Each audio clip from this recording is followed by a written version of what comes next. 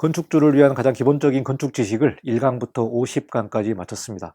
관심 있는 분은 건축주 프리미엄 멤버십 가입을 통해서 공부를 하시면 좋을 것 같습니다.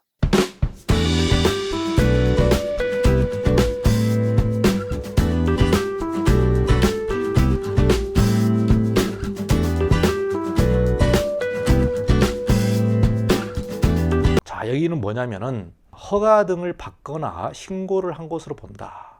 자, 뭐냐면 우리가 건축 허가를 내가 시골, 그러니까 뭐 양평군청 건축과에 이렇게 허가를 넣는다고 봅시다. 그런데 내가 이제 프로젝트가 이런 임이라든가 전이라든가 대지가 아닌 땅들이 있잖아요. 우리가 지목 시간에 배웠잖아요. 건축을 하려면 대지로 해야 된다고. 그런데 내가 이제 사업을 할 때 임이나 전을 매입을 해가지고 여기에다가 리조트를 사업을 해요. 아니면 큰 펜션 단지를 우리가 설계를 한다고 봅시다. 그러면은 양평군청 건축가에 기본적으로 허가를 넣지만 임이라든가 전이라든가 이런 부분들은 건축가와 관련이 없어요. 건축가는 건축물에 관련된 내용들만 보고요. 이런 임이나 전은 농지과, 산지과, 또 개발행위과 뭐 이런 여러의 부서들을 이제 협의를 돌아야 되고, 그 부서에서도 그 법에 맞는지를 따져보고 허가를 주는 겁니다. 건축과는 건축법에 맞는 거를 보는 거고, 만약에 여기에 지구단위 계획이 정해져 있다면은 도시계획과를 또 경유를 해야 되는 거죠. 그래서 건축과에서는 건축법에 맞는 거를 보지만, 만약에 허가 등을 받았다, 또 건축 신고 등을 끝냈다면 이 23개의 항목에 대한 부분을 받은 것으로 보겠다는 내용이 되겠습니다. 받은 것으로 본다. 이 내용이 뭐냐면 이제 우리가 의제처리라고 얘기를 합니다. 여러분 이제 실무에 가시면은 이 부분은 의제처리라고 본다. 즉 뭐냐?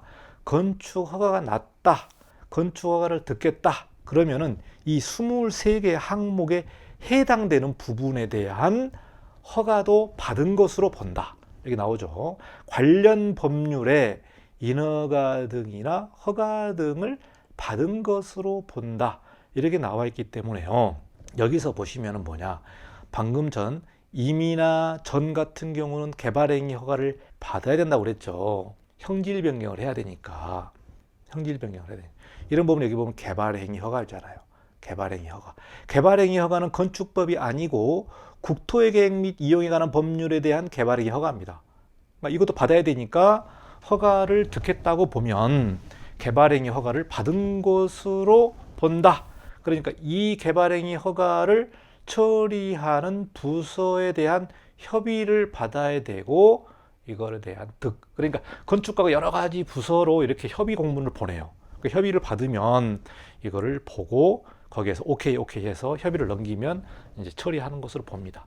건축가는 건축, 이런 내용의 건축가 공무원들이 관련된 그 법이라든가 관련 법령에 대한 것을 알고 있어야 돼요. 그래야만 협의 부서로 넘길 거 아닙니까? 예.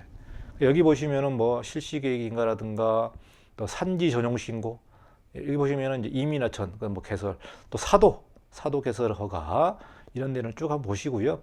배수 설비 설치 신고, 개인 하수 처리는 정화조죠. 정화조 같은 내용들. 그다음에 뭐 대기 오염, 뭐 소음, 진동, 여러 가지 이제 해당되면은 다 해당된다고 보시면 될 것 같고요.